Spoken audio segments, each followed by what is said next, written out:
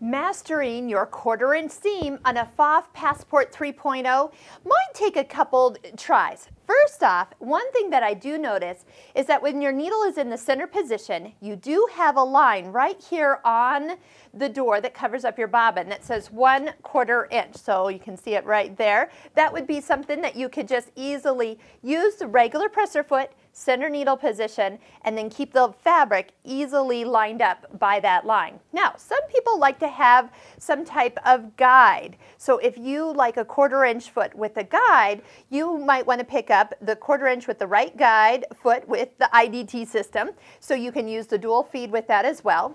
But truly, there are a few other things to really get a perfect 1/4 inch seam.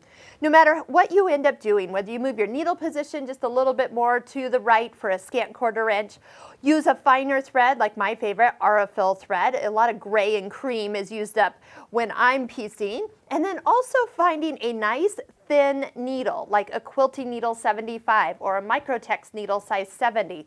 This thinner thread will feed beautifully through it. And then when you go to press open your seam, that thread's not thick. So if you use a thicker thread, that can actually take up some of the seam allowance that you work so hard to get when you're actually stitching. If you want to use the edge of your regular presser foot, you can even move your needle position over. Now, as I was measuring, so you would need to sink your needle down, measure over a 1/4 inch. I was finding I was close to the 5.0, let's see, was I there or 5.5? I was just peeking here at what I would want to be at.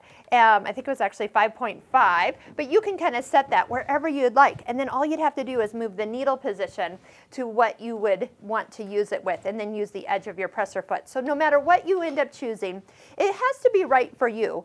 So cut some strips, make them nice and accurate cuts, and then test whether you like a foot with a guide. Oh, no needle position change over here to the side. I'm going to reset 0, 0, needle back to the center here, and then be able to follow right along the guide. Now, as the guide is set up, it's right along that red line.